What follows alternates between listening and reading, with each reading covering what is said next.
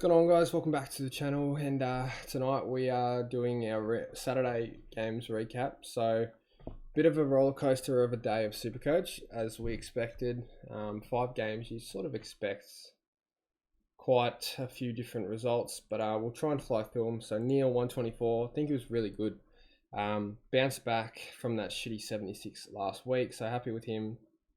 Probably should have put the VC on him, but yeah, didn't really trust and thought that Aish would give him some time, but it seemed like he didn't get a tag at all. So yeah, happy with Neil. Dunkley 109 is pretty good. Ashcroft played really well, kicked probably the goal of the century. That was insane. The goal he kicked was just ridiculous. It's got to be up there for the best goal I've ever seen. Yeah, insane, and just he played really well as well. So happy with Ashcroft, and glad I held him because I did think about trading him this week. We'll talk about my team, my trades, what I ended up doing towards the end of the video. But in terms of Brisbane, that's probably all the relevance that we need. Daniel Rich was looking good until he got subbed off. Not so sure how bad his injury is, but he could be cheap coming soon. Right calf tweak. The thing with players like him is he's just so old, so you yeah, you probably want to stay away from him. We'll talk about McKenna and Wilmot. So McKenna 70, pretty solid score for him. I ended up holding him in the end, so really happy with that. 70 is a pretty decent score for a rookie at this point. And then Darcy Wilmot 63. It's not great, but did alright to crack that in the end. He didn't play that well.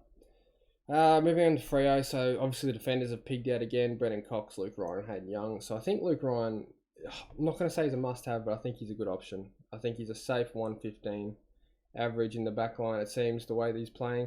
I don't know how much the roles changed from last year, which is kind of, it's a bit worrying because it's when you have some key indicator that changes over, you know, the different seasons, it's easy to jump on someone, but I don't think anything's really changed for Luke Ryan, but I'm sure maybe someone knows out there, or a Freo fan might know. I haven't watched him close enough to be able to tell you, but yeah, he went at 100 or close to 100% efficiency. Only had the one clanger, so he's obviously very good by foot. He's a really good Supercoach pick, I think. John Darcy was good, 114, pretty standard score from him. Brayshaw 98, just can't quite get the ton. Like, he's kicked 2 goals as a midfielder and he's just not turning up. So yeah, strange sort of situation with Brayshaw, but I'm glad I don't have him. Sarong 109, really solid score. He was actually on track for a bit more, but he faded out a bit late. And then Matthew Johnson, I thought he actually played better than a 53, to be honest. He actually looked alright to me, but obviously probably going to get a week for that dangerous tackle. Sam Sturt got subbed out, so really stiff anyone that brought him in. He wasn't playing that well, though. Moving on to Sydney GWS. So I didn't watch this game as much, but caught bits and pieces. So Gordon looked good. I don't think he had the CBAs, or he had many CBAs, but he just sort of found the ball around the ground from what I saw.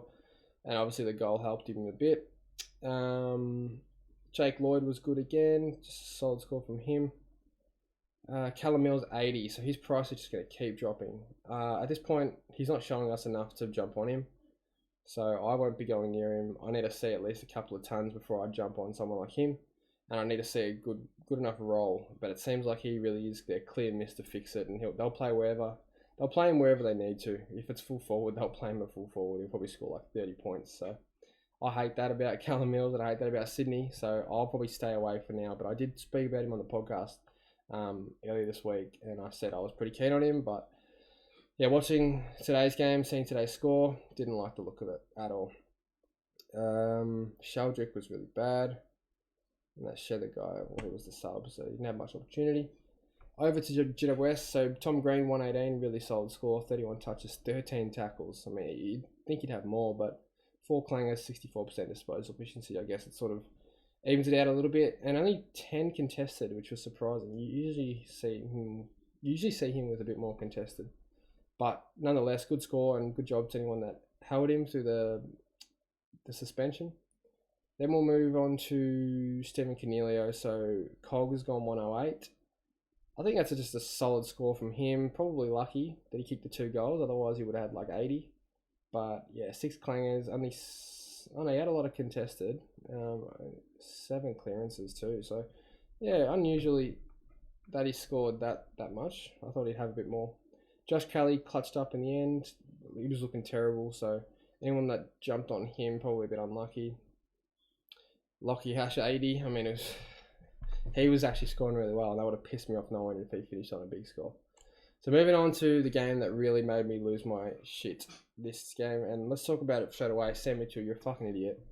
Honestly, Seamus Mitchell was actually having a relatively good game. He wasn't anywhere near the best on the ground for them, but he wasn't anywhere near the worst either. And I think at the time he was like the 10th lowest scorer. So there was 9 players that were playing worse than him. And for some reason they've used a tactical sub, I think early in the third quarter maybe. And they've gone, you know what, see you later, Seamus. See you later, your cash gen. And yeah, you've subbed out someone who was playing relatively well, and you lost the game. So good job, dipshit.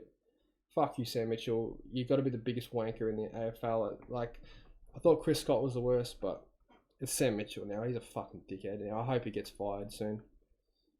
Anyway, that's the rant over for that dickhead. But I assume most people brought him in, and I hope a lot of people had him on the field because I know I did. Anyway, Sicily 128 bounced back really, really nicely from his relatively poor form.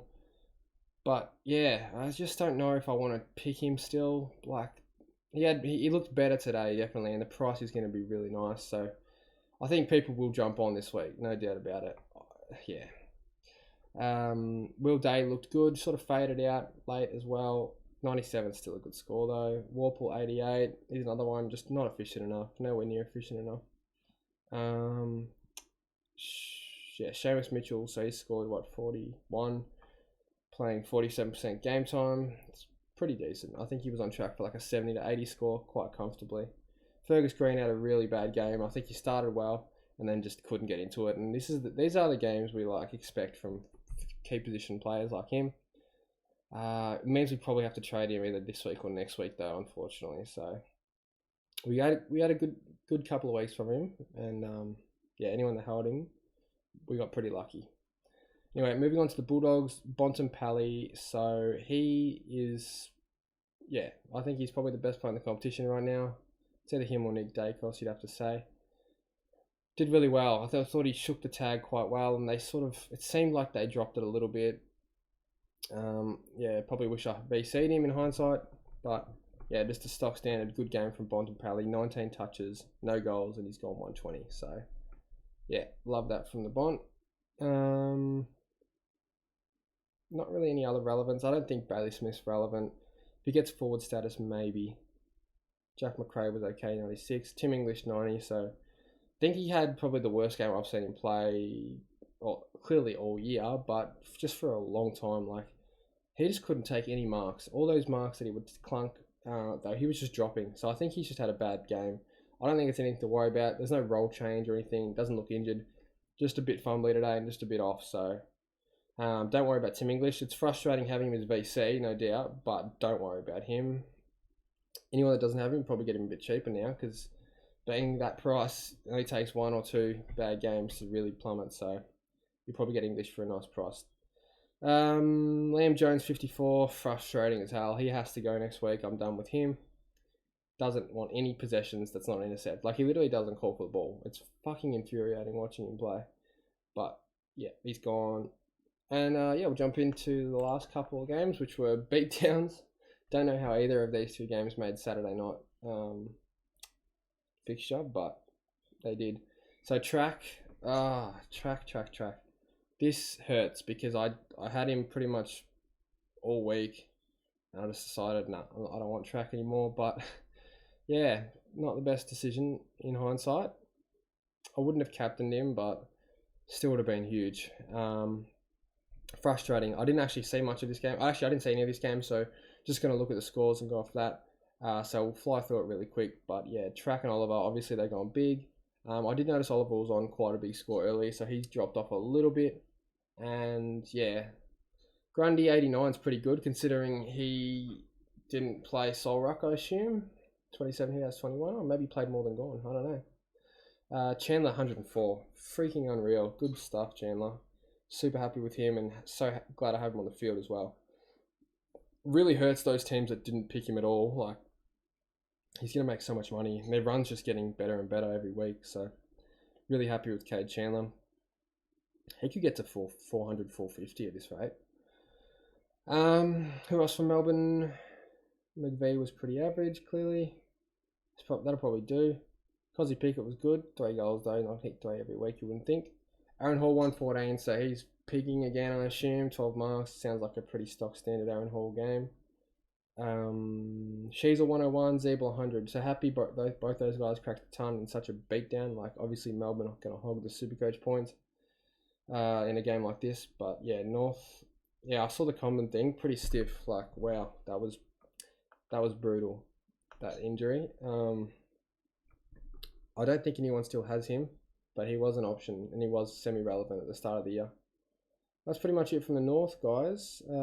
Jump into Carlton, West Coast. So this game I did watch, and I ended up bringing in Sam Walsh. And yeah, we'll talk about my trades in a second, but yeah, we'll jump into West Coast. West Coast, not really any relevancy here, but obviously Ruben Gimby's gone pretty bad, 38 or 39, sorry.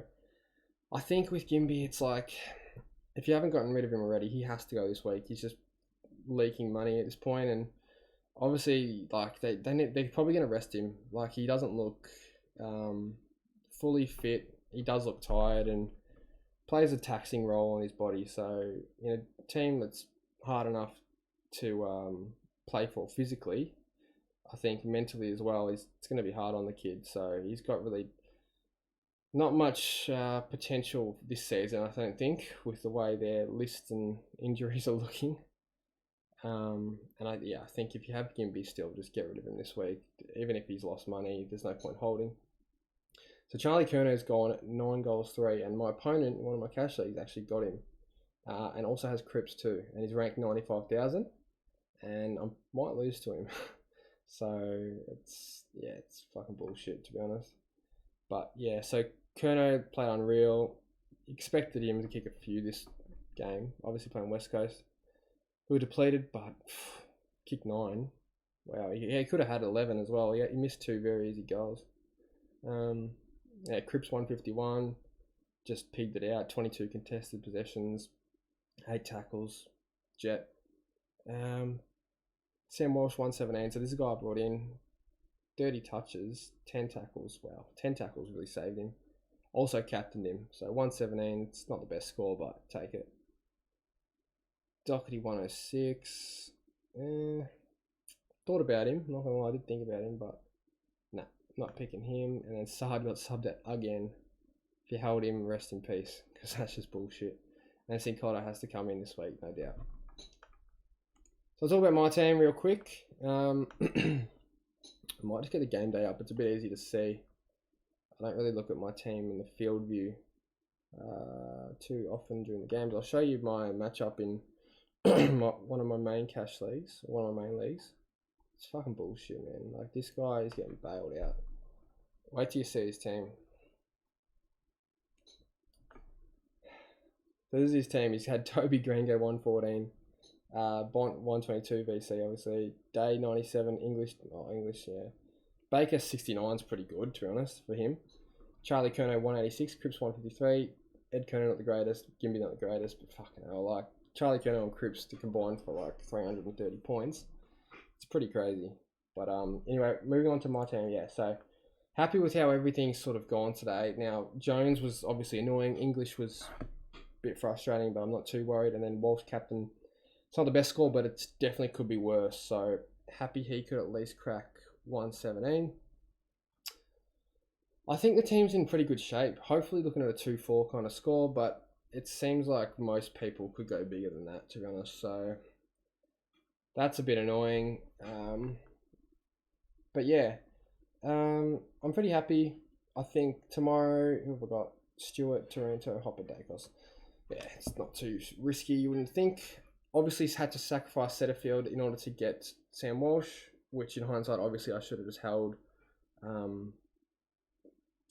Setterfield and then brought in Petrarca. But for some reason, I didn't feel confident about Petrarca, and I got that one wrong, but it is what it is. And yeah, I'm sick of... I'm going to try and not focus on the hindsight trades, because it's just stupid and you're never going to get those trades back. And yeah, just focus on each week and what you what you end up doing is what you do, and don't think about anything else. So that's it for the video. Hope everyone's having a decent round, and probably see it tomorrow night. We'll definitely see it tomorrow night for the trades, and keen to maybe pump out another trade boost tomorrow as well, and that'll be my last one, I think. But yeah, I think tomorrow the team will get into really nice shape, so really keen for that, and should be a big week of trading.